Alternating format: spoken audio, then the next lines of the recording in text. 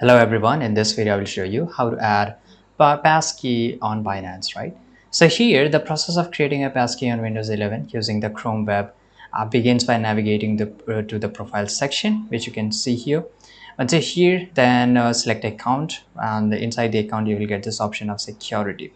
Now here you here in the security, now let's go and click on manage, and you will get this option here. As you can see here on the image, use as presented with a list of the existing passkey, offering an opportunity to create a new one on the device by clicking on the add passkey. The process prompts that user for additional factor authentication, default to time-based OTP, right? And once you do this, then you will get this option of click on continue.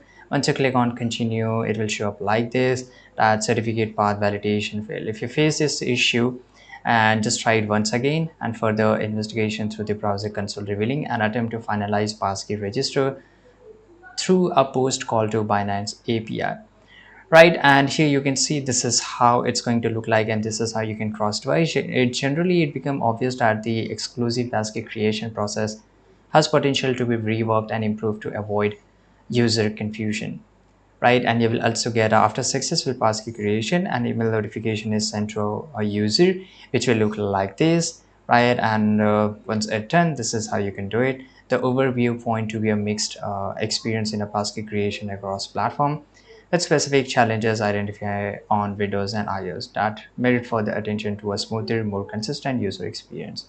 Thanks for watching. Subscribe.